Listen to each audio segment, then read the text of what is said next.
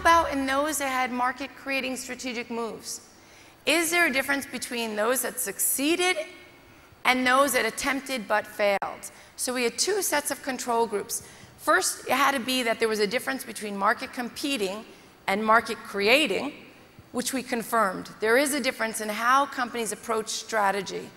And then the second one, in those companies attempting to create new markets, is there a difference, systematic pattern, between those that were able to succeed and unlock financial results and those that failed? And again, we found a pattern. And what I want to do today is share with you a little bit about what is that pattern look like and what we found. So we found two sets of findings. The first set of findings was that we called these market competing strategic moves, basically red ocean strategy, because in almost every industry that we could find, and virtually every government today will tell you that they're operating in the red increasingly. Intense competition, margins are shrinking, harder to get new investments, more competition. And we called markets creating strategic moves the blue ocean because the opportunities for all of us out there were unlimited. And there were sets of companies, despite what was happening in the industry, were carving out and creating this new space. The differences that we found were that, conceptually, companies that were market creating, market competing, what they did is they took the structure of their industry for granted. It's tough. And they built their strategy based on it. But companies that created new markets, created blue oceans, they said, I am going to have my strategy shape the structure of my environment, because industry structures are not given. They are not a product of nature. They're a product of our minds. We have created them, and they can be reconstructed in your favor. In red ocean strategy, because I accept the structure of my industry, I spend my time fighting to divide existing demand, winning customers from my competition. Blue ocean strategy does that, but they say, wait a minute, the amount of people in the universe is so broad versus what my industry attracts.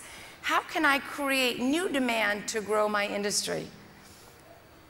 And under red ocean strategy, they say, the only way to succeed is to be the most differentiated player or the lowest cost player. But if I'm differentiated, I have a high cost structure, of course, right? High price point, meaning fewer people can buy it. Blue ocean strategy says no. By reconstructing markets, changing the fundamental basis of strategy, even in high labor cost countries like Italy or the US or Europe or Japan, I can achieve differentiation and low cost. So that was the first set of findings our research found when we looked at the difference.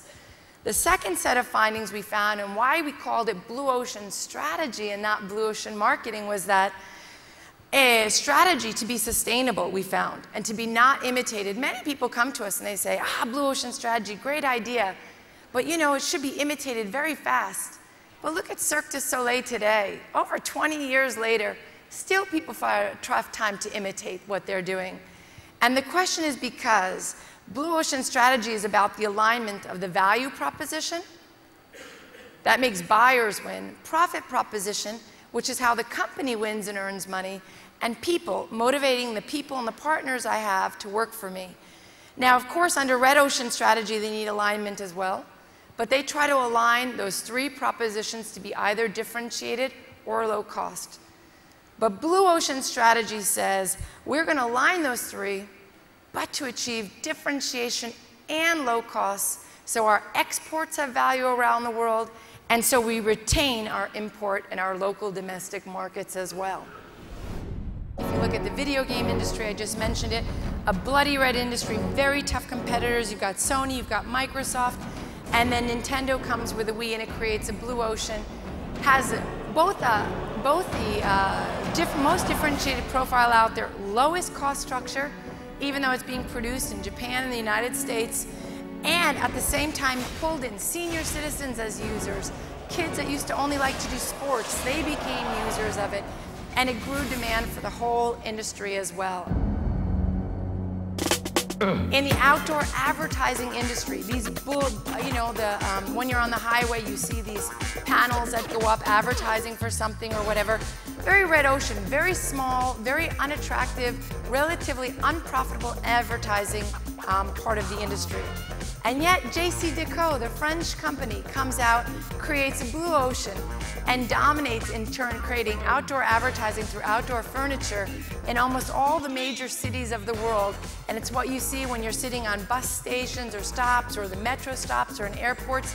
JCDecaux redefined that space and made outdoor advertising a growth market where almost every major city in the world sees that company as a chance to improve the aesthetics of its city and the public services that it offers, while giving JCDecaux great new advertising space that it gets contracts on.